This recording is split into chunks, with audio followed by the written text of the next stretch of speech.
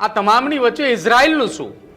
જે આખી ઘટનાની અંદર જે દેશે યુદ્ધની શરૂઆત કરી હતી, ત્યારબાદ અમેરિકાએ પાછળથી આવે છે, ઇઝરાયલને ટેકો આપે છે અને આખી એ યુદ્ધની સ્થિતિની અંદર ઈરાન અને ઇઝરાયલના યુદ્ધની ચર્ચાઓ ચાલતી હતી. એ ચર્ચાઓમાં હવે ઇઝરાયલ એક તરફ નીકળી ગયું. ઇઝરાયલની રાજધાની તેલ અવીવ અને બેત શમેશ કરીને શહેરો છે. આ બંને શહેર ઉપર ભયંકર રીતે ઈરાને મિસાઇલ ફેંકી અને એક સ્થિતિ એવી આવી કે આયરન ડોમ માટે જેટલી મિસાઇલ હતી ઇઝરાયલ પાસે એ સ્ટોક ખાલી થવામાં આવ્યો. ઘણા બધા અંશે ઇઝરાયલ દાવો કરે છે કે અમે મોટાભાગની ઈરાનિયન મિસાઇલ્સ તોડી પાડી. ઇઝરાયલના ઘણા બધા શહેરોમાં ખૂબ ખાના ખરાબી થઈ.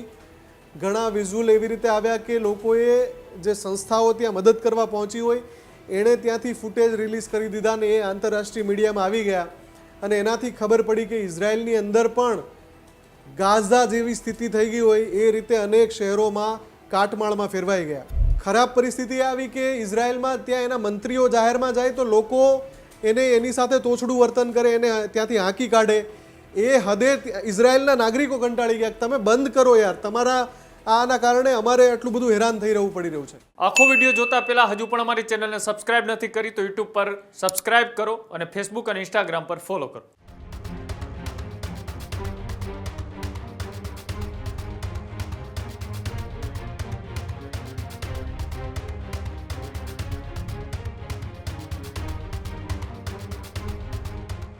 આ તમામની વચ્ચે ઇઝરાયલનું શું? જે આખી ઘટનાની અંદર જે દેશે યુદ્ધની શરૂઆત કરી હતી, ત્યારબાદ અમેરિકાએ પાછળથી આવે છે, ઇઝરાયલને ટેકો આપે છે અને આખી એ યુદ્ધની સ્થિતિની અંદર ઈરાન અને ઇઝરાયલના યુદ્ધની ચર્ચાઓ ચાલતી હતી. એ ચર્ચાઓમાં હવે ઇઝરાયલ એક તરફ નીકળી ગયું. એબ્રાહમ એકોર્ડ ક્યાં છે? ઇઝરાયલ એ આ સંમતિ ઈચ્છે છે કે કેમ? આ તો એ કોઈ સવાલ પૂછવા વાળું જ નથી. કારણ કે ઇઝરાયલમાં ઘણા બધા હુમલાઓ કરવામાં આવે ને ઇઝરાયલમાં પણ ઘણું બધું નુકસાન થયું છે. જુઓ, સીઝ ફાયરની વાત ત્યારે જ શરૂ થઈ જ્યારે ઇઝરાયલના ઘણા બધા શહેર, જેમાંથી ઇઝરાયલનું સૌથી મોટું પરમાણુ સંયંત્ર જે શહેરમાં છે એ શહેર ઉપર ઈરાને વિધ્વંસક હુમલો કર્યો. અને એ સિવાય ઇઝરાયલની રાજધાની તેલ અવીવ અને બેત શમેશ કરીને શહેરો છે. આ બંને શહેર ઉપર ભયંકર રીતે ઈરાને મિસાઇલ ફેંકી અને એક સ્થિતિ એવી આવી કે આયરન ડોમ માટે જેટલી મિસાઇલ હતી ઇઝરાયલ પાસે એ સ્ટોક ખાલી થવામાં આવ્યો. અમેરિકા અને બીજા સાથી દેશોએ મિસાઇલ મોકલી, સ્ટોક પૂરો પાડ્યો, ત્યારે ઇઝરાયલનું આયરન ડોમ છે એ ઈરાનિયન મિસાઇલ સામે રક્ષા કરી શક્યું. ઘણા બધા અંશે ઇઝરાયલ દાવો કરે છે કે અમે મોટાભાગની ઈરાનિયન મિસાઇલ્સ તોડી પાડી. પણ જો એ વાત સાચી હોય 100%, તો પછી એવું શા માટે કરવું પડ્યું કે યુદ્ધના ત્રીજા, ચોથા કે પાંચમા દિવસથી ઇઝરાયલમાં કોઈ પણ નાગરિકે મિસાઇલનો કોઈ વિડીયો શૂટ કરવાનો કે એને અપલોડ કરવાનો પ્રતિબંધ ફરમાવી. ઇવન આ નાગરિકની વાત નથી, ઇન્ટરનેશનલ મીડિયાને પણ પ્રતિબંધિત કરવામાં આવ્યું. ઇન્ટરનેશનલ મીડિયા ઉપર પણ એ પ્રતિબંધ હતો કે કોઈ મિસાઇલ આવતી હોય એનો વિઝ્યુઅલ ફૂટેજ રિલીઝ ના કરી શકે. કોઈ પણ ન્યૂઝ એજન્સીમાં શરૂઆતના 7, 8, 15 દિવસ પછી મિસાઇલ પડતી હોય એવા કોઈ વિઝ્યુઅલ નથી, કેમ કે ઇઝરાયલની ઓથોરિટીએ એને પ્રતિબંધિત કરી દીધા. એટલે કે આયરન ડોમ ત્યાં નિષ્ફળ જઈ રહ્યું હતું. ઈરાનિયન મિસાઇલો એમાં સેંધ મારી રહી હતી.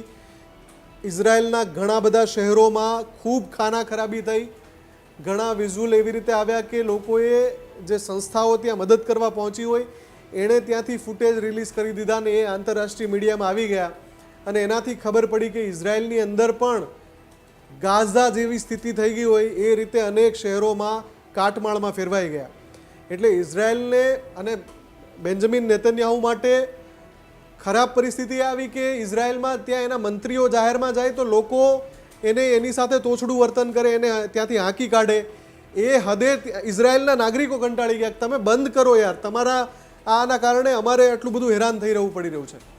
પણ આ જે બધા રિપોર્ટ્સ છે એનાથી જાણકારો એવો દાવો કરી રહ્યા છે કે ઇઝરાયલના જ પ્રશાસનમાંથી, સરકારમાંથી એક મેસેજ ટ્રમ્પ સુધી ગયો કે ભાઈ તમે હવે વાતચીતથી સમાધાનનો કોઈ રસ્તો કાઢો, કેમ કે આ તો ઈરાનની મિસાઇલ ભારે પડી રહી છે આપણને. અને એ પછી વાતચીત ઉપર આખો મામલો ગયો. એટલે ઇઝરાયલ શાંત નથી બેઠું. ઇઝરાયલ અત્યારે એક બીજા મિશનમાં છે અને એ મિશન છે લેબેનોનનો એક આખો હિસ્સો પડાવી લેવાનો. ઇઝરાયલ આ જ ધંધો કરે છે, અલગ અલગ દેશો આજુબાજુના છે એમાંથી નામ એ આપે છે પોતાના આત્મરક્ષણ માટે, પણ એ લેબેનોનની અંદર એણે ઘણો બધો વિસ્તાર પડાવી લીધું છે. અને સીઝફાયરની શરત હતી ઈરાનની ને અમેરિકાની કે ક્યાંય પણ કોઈ હુમલો નહીં થાય, છતાં પણ સીઝફાયરના આ જે 60 દિવસ જે વીત્યા એમાં લગાતાર ઇઝરાયલે હિઝબુલ્લા ઉપર હુમલો કરે છે એવું કહે છે, પણ એ ગામના ગામ ખાલી કરાવી દે છે. તો હિઝબુલ્લાના કોઈ ગામ નથી, તો એ શા માટે વારંવાર એ હુમલા કરે છે ઇઝરાયલ? અત્યારે ઇઝરાયલનું ફોકસ લેબેનોન ઉપર છે અને સધર્ન લેબેનોનમાં લગાતાર હુમલા ઇઝરાયલ કરીને ત્યાં ઘણા કિલોમીટર વિસ્તાર છે એમાં ઇઝરાયલની સેના ઘૂસી ગઈ છે. એટલે એક બાજુ ભલે અહીંયા ઈરાન સાથે સીઝફાયર હોય, પણ બીજી બાજુ એનું જે કામ છે એ તો ઇઝરાયલ કરી જ રહ્યું છે. હજુ સુધી તમે અમારી ચેનલને સબસ્ક્રાઇબ નથી કરી તો અત્યારે જ ન્યૂઝરૂમ ગુજરાતને સબસ્ક્રાઇબ કરો, ફેસબુક અને ઇન્સ્ટાગ્રામ પર ફોલો કરો.